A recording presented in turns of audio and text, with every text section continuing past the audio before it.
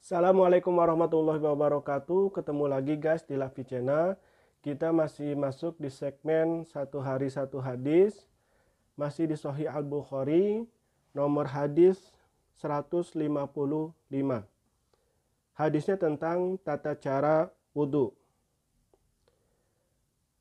An Humron Maula Asmana annahu ra'a Usman abna Affan da'a bi'ina'in fa'aprogo ala kaffaihi salasamirarin fagosalahuma summa adkhala yaminahu fi al-ina'i famad mado wastan syako summa gosala wajhahu salasan wa yadaihi ila al-mirfaqaini salasa mirari summa masaha bi ra'sih summa gosala rijlaihi salasa mirarin ilal ka'bain summa qala Rasulullah sallallahu alaihi wasallam man tawaddo'a nahwa wadu'i haza summa sholla rok'ataini la yuhaddisu fihima nafsahu gufirolahu ma taqaddama min zambih. Dari Humran Maula Utsman bahwa ia melihat Utsman bin Affan meminta untuk diambilkan bejana berisi air. Lalu dia menuangkan pada telapak tangannya 3 kali. Lalu membasuh keduanya. Lalu ia memasukkan tangan kanannya ke dalam bejana. Lalu ia berkumur-kumur dan memasukkan air ke dalam hidung. Kemudian ia membasuh wajahnya 3 kali dan kedua tangan hingga kedua siku 3 kali. Kemudian ia mengusap kepalanya. Kemudian ia membasuh kedua kakinya 3 kali hingga kedua mata kaki. Setelah itu ia berkata, Rasulullah Shallallahu Alaihi Wasallam bersabda, barang siapa yang berwudu seperti wuduku ini, kemudian dia sholat 2 rakaat, ia tidak berbicara dalam hatinya saat sholat, maka dosanya yang telah lalu akan diampuni.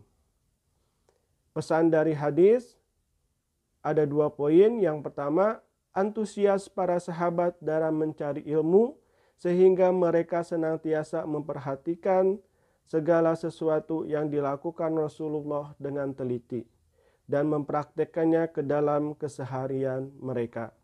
Wudhu sempurna yang diikuti sholat 2 rakaat dengan khusyuk adalah salah satu penyebab dosa yang telah lalu diampuni oleh Allah Subhanahu wa taala. Jadi luar biasa sekali guys. Di sini jelas banget, detail banget bagaimana Sayyidina Utsman bin Affan ini mencontohkan dan mempraktekkan cara wudhunya Rasulullah kepada para sahabatnya, kepada para teman-temannya, karena beliau pun melihat langsung dari Rasulullah cara berwudunya seperti itu. Gitu. Jadi para sahabat itu sangat luar biasa sekali dalam mencontoh baginda Nabi. Dalam setiap detailnya beliau contoh. Dari perilaku jalan, dari perilaku tutur bicara, dari perilaku mimik wajah. Para sahabat itu sangat detail sekali mencontoh Nabi.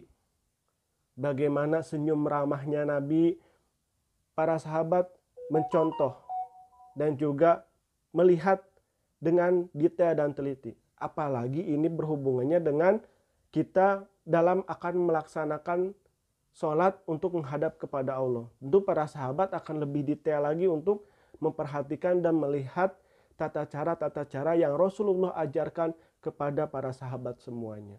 Makanya para sahabat pun banyak diberikan contoh dan diberikan gelar oleh Rasulullah sebagai orang-orang yang benar-benar mengikuti Allah dan Rasul-Nya. Nah, setidaknya kita juga bisalah mencontoh para sahabat bagaimana para sahabat itu mencontohnya kepada Nabi ketika mereka mendapatkan ilmu dari Rasulullah. Nah, kita bagaimana mempraktekannya?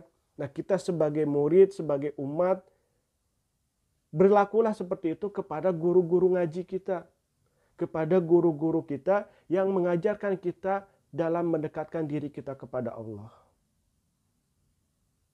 Jadi guru itu bukan hanya sebatas guru yang mengajarkan ngaji, tapi guru yang mengajarkan kita untuk terus mendekatkan diri kita kepada Allah.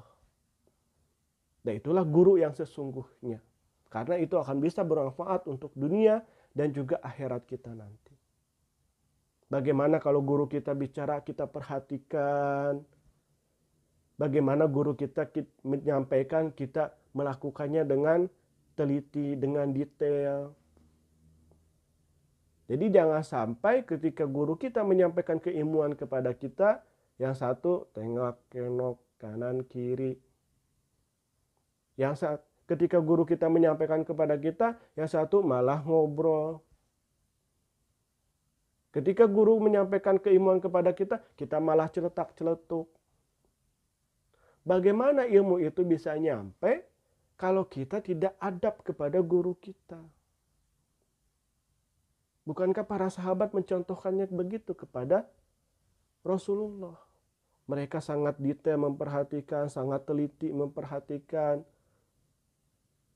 Nah, kita sebagai umatnya Rasulullah, sebagai murid, setidaknya bisalah kita berperilaku seperti itu. Walaupun bukan ke baginda Nabi, tapi guru ngaji kita itu adalah pewarisnya Nabi.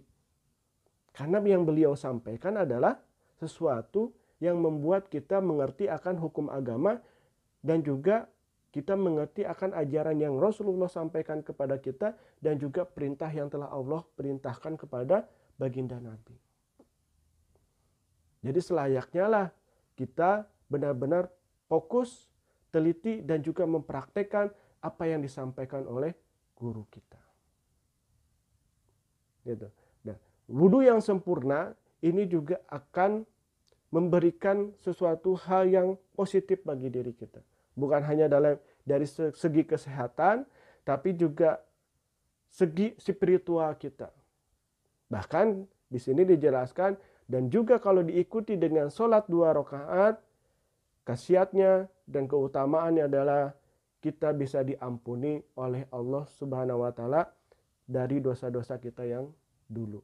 Tapi dengan satu catatan, dengan sholatnya yang khusyuk. Yang khusyuk itu apa? Hati tidak berbicara, jadi hatinya ingatnya Allah, Allah, Allah. Kadang kan kita ini orang, kalau kita misalnya lagi sholat yang diingat apa? Oh iya, kunci motor yang gue cari ada di sono. Oh iya, kunci motor yang gue cari-cari kemana-mana ada di lemari. Itu yang selalu kita ingat. Gitu.